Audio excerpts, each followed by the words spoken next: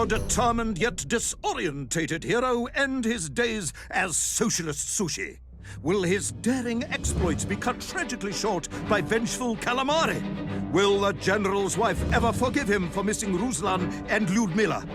And just how many eggs did Pavel steal, and where did he keep them? All of these questions and more may or may not be answered in the next exciting episode of Little Orpheus!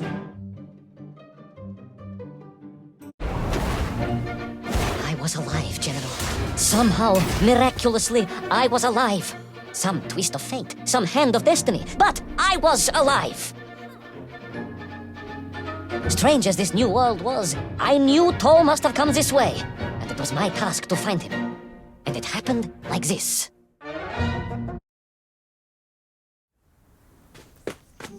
The sun beat down on me relentlessly. The heat was unbearable. I was exhausted. Yet I could not stop. I had to go on. For 7 weeks, I trudged across the desert. On the second day... Please, comrade, if we may. I think we can skip the details, unless you consider them to be particularly relevant to the location of Little Orpheus. Of course, General. We will simply omit the tale of the singing chasm, the oasis of mirrors, the sightings of Toll's Mienk aloft on their pterodactyls carrying parts of my crashed rocket drill over the horizon to Lemuria. Wait! The what? Singing chasm? Not that bit, the rocket drill. Oh yes, General, the rocket drill. But what did Toll want with it? And why Lemuria? Lemuria? Lemuria, General. I am not familiar with this Lemuria, comrade. Well, that is because it does not exist, General. Or at least, so I thought.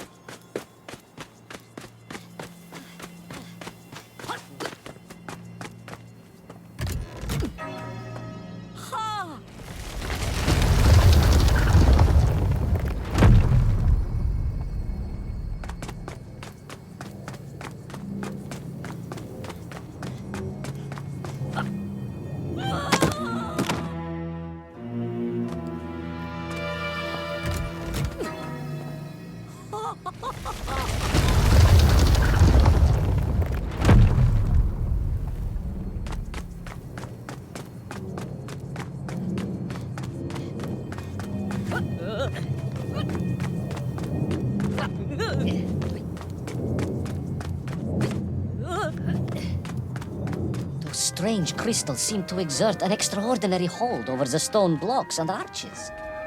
When they hummed, the whole city remade itself. Where they were missing, clearly looted by some villainous thief, the city was fallen to ruin. It was like a vast musical instrument, vandalized, and yet still attempting to toot.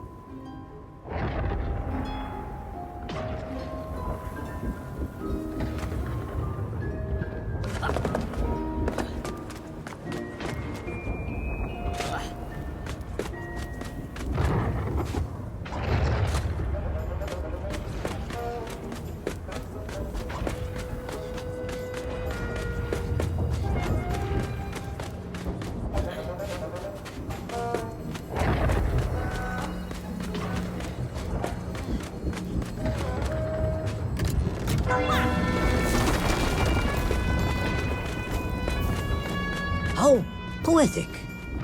I'm sure our engineers would be fascinated and baffled in equal measure. If the whole department hadn't been arrested for sedition last week, I would happily convey it to their skeptical ears. Sedition, General? Really?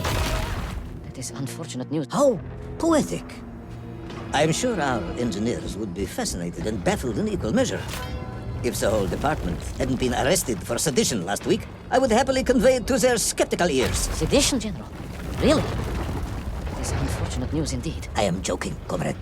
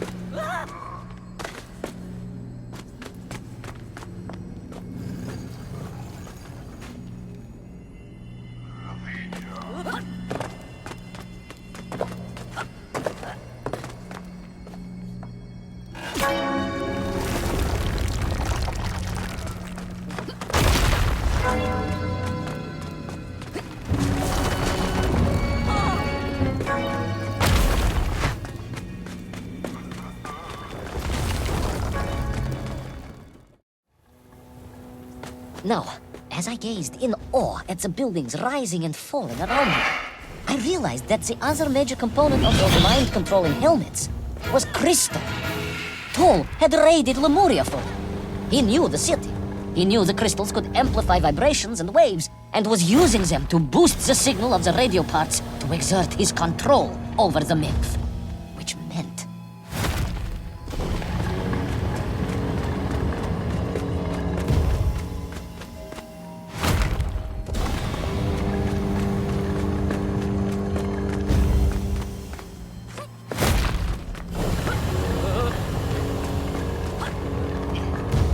Yes? Imagine, General, what such amplification could achieve when fused to the finest atomic science our great Soviet civilization has produced.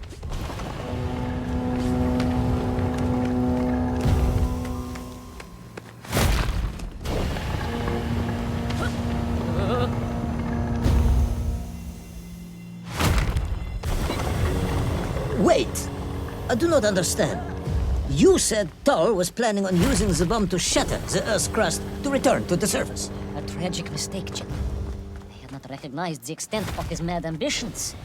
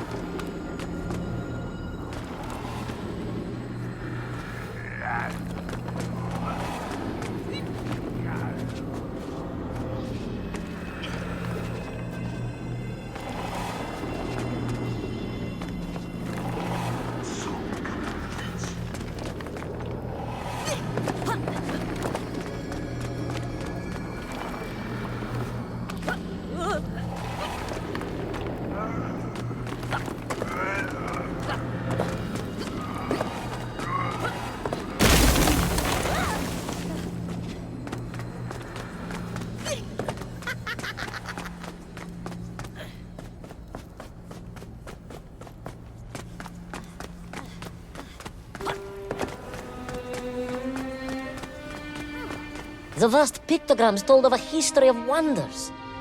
They seemed to suggest the Lemurians were travelers from another world, where a mysterious clock seemed to stand. That is very mysterious.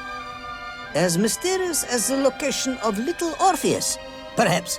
Ah, yes, of course, General. I am just getting to that.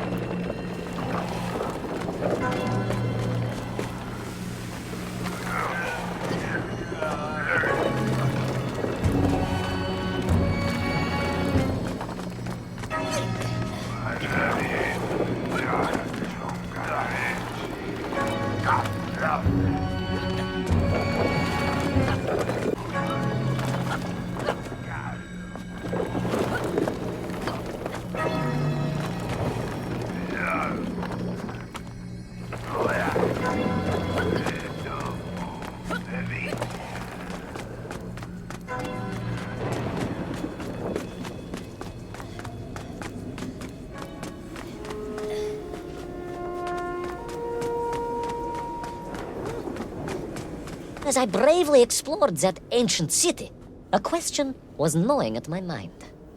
What did it mean that the Lemurians had foreseen the coming of Tol? And who was the man from above that was celebrated as the savior of the Menkf? It was almost as if they could read the future in their crystals.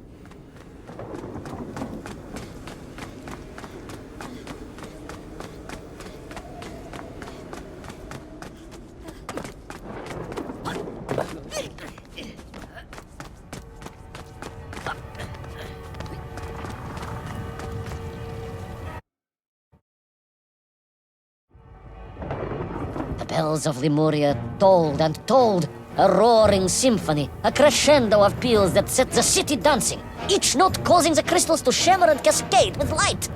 But the sandstorm was no natural phenomenon, and the bells did not ring for celebration. Something was very wrong here. Aside from the pterodactyls and the Menkf and the dancing stones and the ancient magical prophecies and the crystals and now the giant bells, you mean? If you don't want me to continue, General, then I can easily just quietly go home. Don't think Chepucha will get you out of this one, comrade.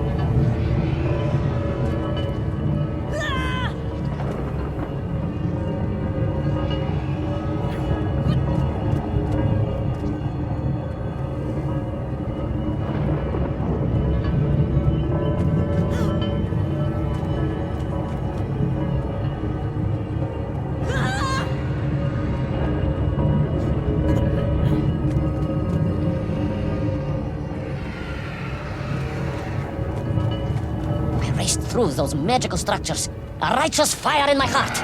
I was like the Brinya Nikich, prepared to strike at the dragon who threatened my homeland. Your heroism is only surpassed by your modesty. On the contrary, General, I chose the Brinya carefully, like him. I raced through those magical structures, a righteous fire in my heart. I was like the Brinya Nikich, prepared to strike at the dragon who threatened my homeland. Your heroism is only surpassed by your modesty. On the contrary, General, I chose the Brinya carefully. Like him, I am a simple peasant.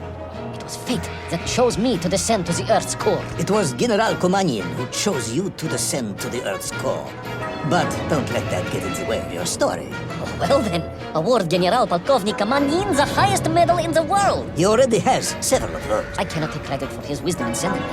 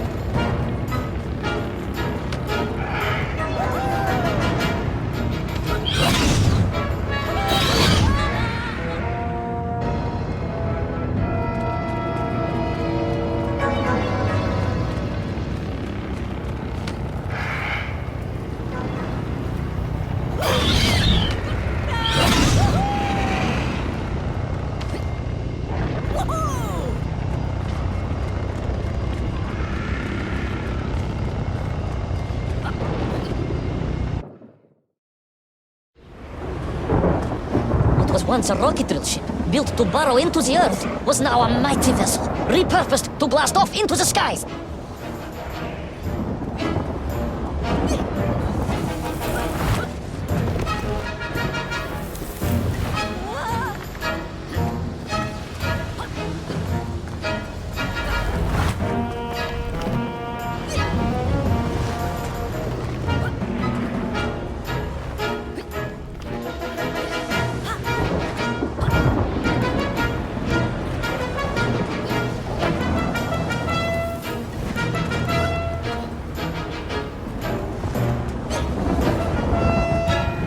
was no doubt that Toll was headed for the strange world with its clock, although to what end I was yet to understand.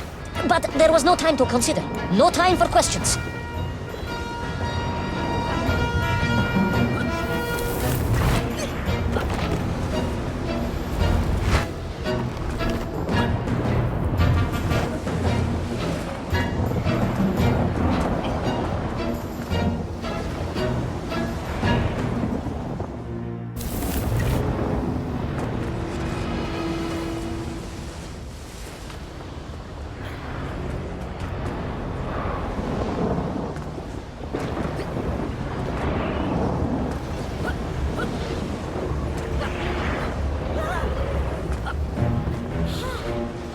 Toll was on the rocket. Little Orpheus was on the rocket. And wherever they were headed, I must head there too, to thwart his plans, recover my drill, and save the world!